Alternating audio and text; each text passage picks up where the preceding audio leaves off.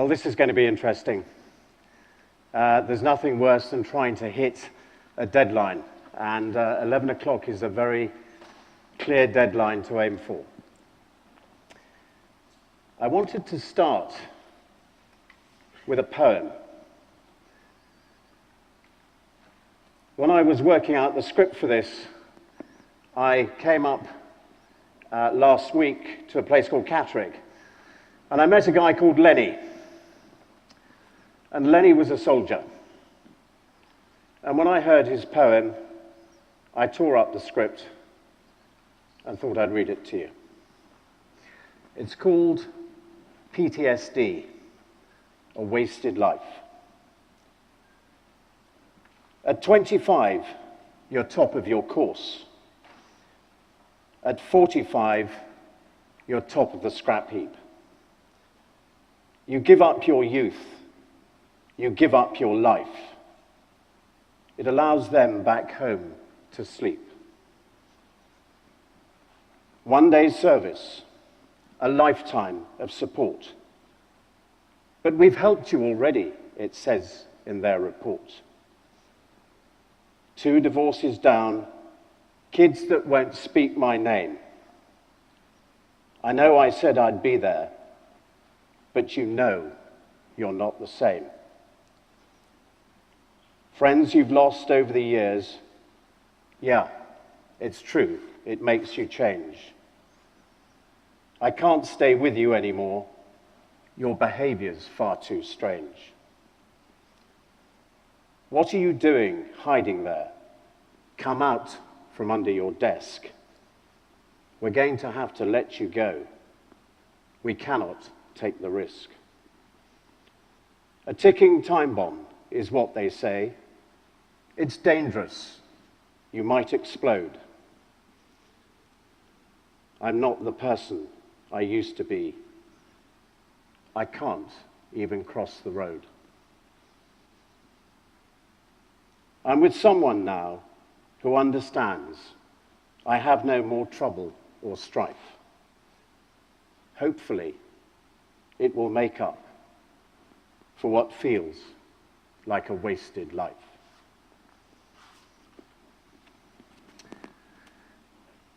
And when we get to 11 o'clock, I'd like you to remember Lenny. Lenny Sharama is his name. And he represents hundreds of thousands of men and women who have sacrificed their lives in order that you may sleep easily at night. Now, I'm an ex-soldier, and I understand that warfare is a failure of humanity.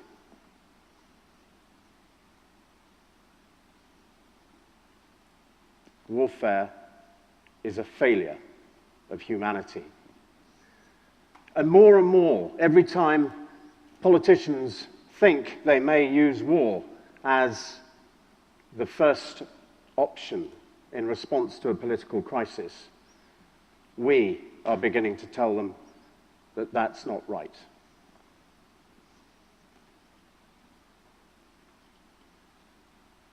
Thousands and thousands of wasted, failed lives. And we look around the world, and it's failing in so many ways. And you know, the reason it's failing more than anything else, I believe, is a lack of leadership. Leadership makes possible what management believes is impossible. We need leaders. We need innovators. We need people who are prepared to fail, because that's how we bring about change.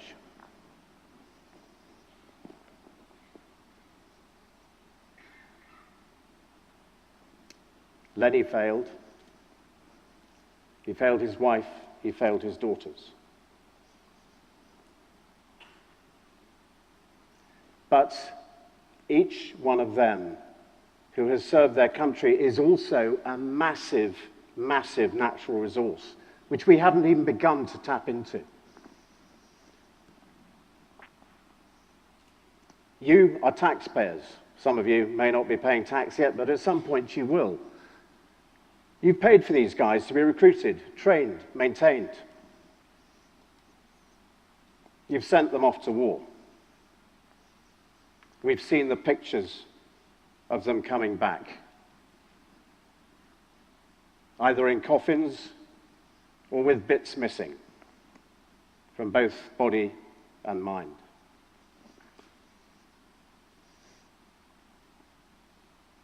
And when I look at what they offer, the one word that comes up time and time again is courage.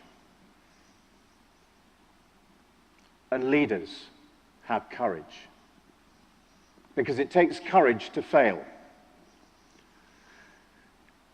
And we wonder, as we sit in our safe homes watching our television screens, how is it that a young man can step out on patrol in Afghanistan not knowing where the next step is going to land? How does he do it? And next year, we will have the chance to reflect on the millions of young men who poured out of those trenches into certain death. Why? Courage. But not just courage, because what is the root of courage? It's contained in that word courage, heart. Simply love. Because in taking that next step, in coming out of that trench, the fear in the pit of the stomach is overcome by the love of their fellow man.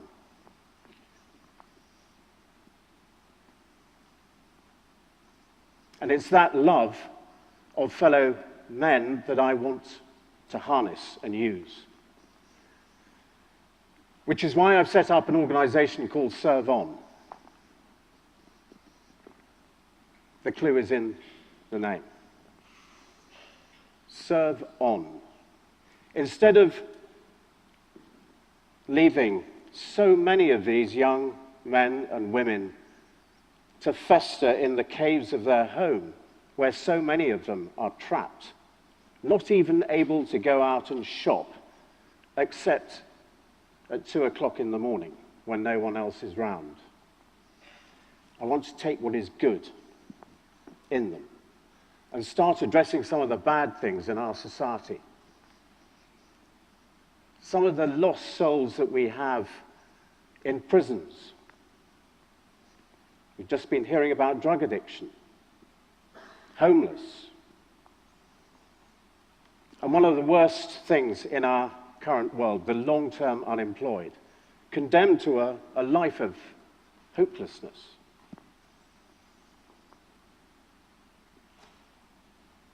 So I'm going to train these brave young men to become community leaders, leaders that serve the world. Those transforming communities here at home, but also being trained in techniques around international disaster relief. I can't remember, I don't know if you remember, but looking at the scenes today of the Philippines is very reminiscent of the tsunami. And I remember being inspired by a documentary that was going on at the time. There was a naval ship off Sri Lanka. And that ship went in and provided the manpower to provide all that immediate first aid. In all the hopelessness in the Philippines this morning, wouldn't it be great to have a team of individuals who can go and support the people in the failure of their lives as they confront the results of nature? So Serve On will inspire service worldwide. being a force for good, taking the failure of warfare and converting it into the success of hope for so many people who feel hopeless in the world around us.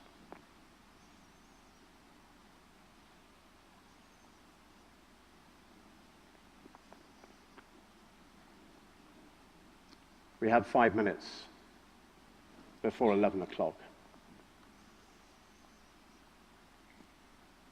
It's very easy in these moments to allow our minds to wander into, what am I going to do tonight? Problems I might have in relationships. What do I need to get at Tesco's when I leave?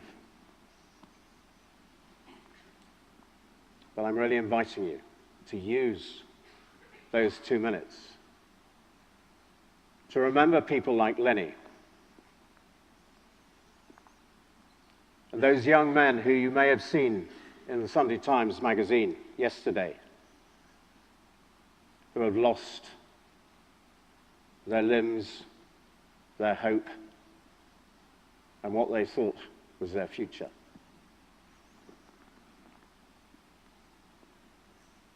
Because one of the greatest challenges we face as a society is individualism. And I'm going from here to start a program with Help for Heroes over in Tidworth with guys like this, who've lost their limbs, lost something of their mental capacities. And do you know the most humbling thing of all? A friend of mine, Pete Dunning, lost both his legs, sits in a wheelchair, and he said, I wouldn't go back to the man I was before I lost my legs. He had learnt so much in the pit of failure and despair that he had become the man that he was meant to be through that experience of losing his legs.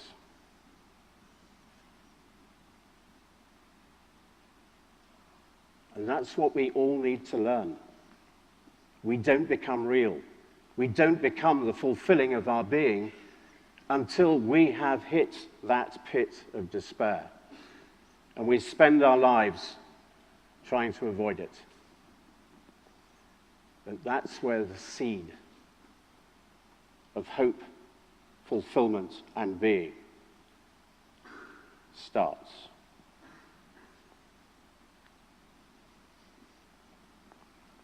I'm going to lead us now into a moment of remembrance.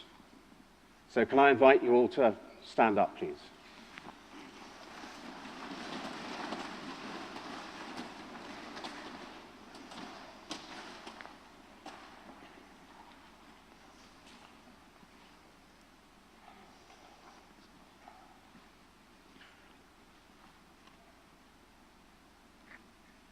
Unless we remember, we cannot understand. When you go home, tell them of us and say, for your tomorrow, we gave our today.